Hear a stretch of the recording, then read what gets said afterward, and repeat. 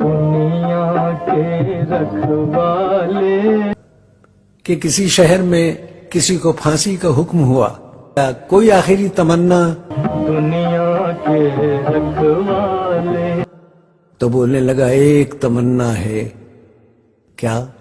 جیون دینے والے ہو، مجھے وہ پھانسی سے پہلے وہ گیت سنا دیا جائے، وہ دنیا کے رکھوالے سن درد بھرے میرے نالے، جیون اپنا واپس لے لے جیون دینے والے۔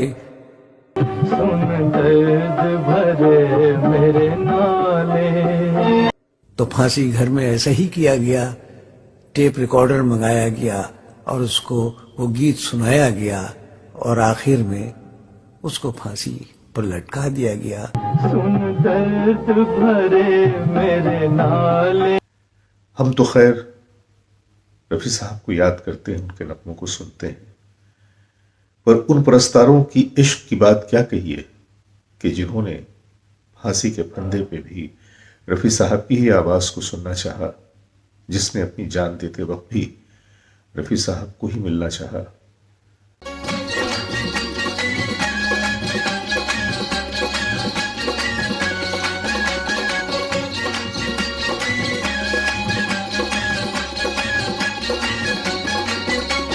گریٹ لیجنڈ کے آج کی اس ایپیسوڈ میں میں جاوید نسیم اپنے سبھی دیکھنے والوں کی خدمت میں اپنا آداب، سلام اور نمسکار پیش کرتا ہوں، اور آج دو چھوٹی چھوٹی کہانیاں لے کر میں آپ کے سامنے حاضر ہوا ہوں۔ یوں تو رفیع صاحب کی زندگی کے بارے میں، ان کی فنکاری کے بارے میں، ان کے کردار کے بارے میں ہزاروں کہانیاں ہیں، جن میں سے بہت ساری کہانیاں تو آپ سن چکے ہیں، پر کچھ کہانیاں ایسی بھی ہیں جن پہ ابھی تک پردہ پڑا ہوا ہے۔ ہماری کوشش یہ رہتی ہے کہ ہم ایسی ہی کہانیوں کو لے کر آپ کے سامنے آئے کہ جو انکہی ہیں یا جن کے بارے میں زیادہ تر لوگوں کو پتہ نہیں ہے۔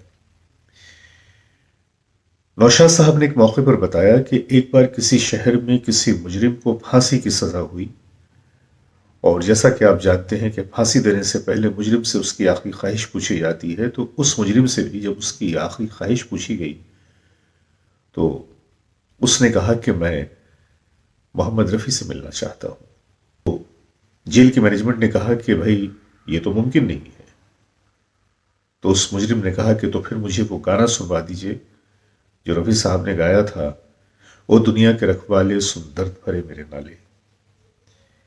چونکہ مرنے والے کی وہ آخری خواہش تھی، لہٰذا فوراً ایک ٹیپ ریکارڈر کا انتظام کیا گیا، اور اس کے بعد اس مجرم نے، جسے پھانسی کی سزا ہونے والی تھی، کئی بار اس گانے کو سنا اور پھر اسے پھانسی دے دی گئی۔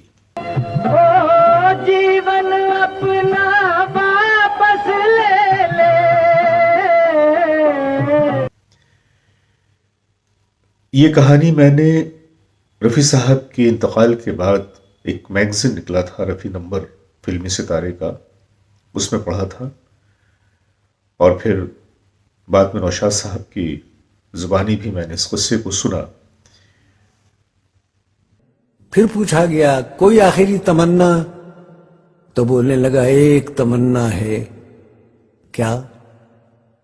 دنیا کے رکھوالے مجھے وہ پھانسی سے پہلے وہ گیت سنا دیا جائے، وہ دنیا کے رکھوالے سن درد بھرے میرے نالے، جیون اپنا واپس لے لے جیون دینے والے۔ اس کہانی میں یہ بھی لکھا ہوا تھا کہ کافی دنوں کے بعد جب رفیع صاحب کو اس واقعے کا علم ہوا کہ ایک ایسا بھی مجرم تھا کہ جو رفیع صاحب کی آواز کو سننا چاہتا تھا، انہیں بہت ہی افسوس ہوا۔ انہوں نے کہا کہ کاش اسے زندگی مل جاتی تاکہ وہ اپنے گناہوں کی تلافی کر سکتا، پر جو ہونا تھا وہ تو ہو چکا تھا۔ آئیے سنتے ہیں نوشاد جی کی زبانی اسی کہانی کو۔ تو پھانسی گھر میں ایسا ہی کیا گیا، ٹیپ ریکارڈر منگایا گیا اور اس کو وہ گیت سنایا گیا اور آخر میں اس کو پھانسی پر لٹکا دیا گیا۔ قسمت پھوٹی آس نہ ٹوٹی۔ اور اب آئیے دوسری کہانی کی طرف۔ یہ کہانی ہے رفیع صاحب کے شروعاتی دور کی، جہاں وہ رہتے تھے ان کے سامنے والی بلڈنگ میں ایک فیملی رہا کرتی تھی جس میں ایک لڑکی تھی۔ وہ لڑکی شاید رفیع صاحب پہ بہت زیادہ ہی فریفتہ تھی اور ان کی بہت بڑی شیدائی تھی، کیونکہ سارا دن وہ رفیع صاحب کے گانے سنتی رہتی۔ کرنا کچھ ایسا ہوا حالات کا کہ لڑکی کی طبیعت ایک بار بہت زیادہ خراب ہو گئی، اور خراب بھی ہوئی تو اس طرح سے کہ کوئی بھی علاج اس پہ کارگر نہیں ہوا۔ دن بدن اس کی حالت خراب ہوتی گئی، وہ بہت ہی کمزور، بہت ہی لاغر ہو گئی، یہاں تک کہ وہ بستر پہ گر گئی۔ علاج تو چل رہا تھا، لیکن ڈاکٹروں نے جواب دے دیا کہ اب دوا سے اس مرض کا علاج نہیں ہو سکتا۔ لڑکی بھی شاید اپنی اس بیماری کو محسوس کر چکی تھی، اور اسے بھی شاید اس بات کا احساس ہو چلا تھا کہ اب اس کے دن پورے ہو گئے ہیں۔ تو ایک دن اس نے اپنے والد سے کہا، اپنے باپ سے کہا، میں رفیع صاحب سے ملنا چاہتی ہوں۔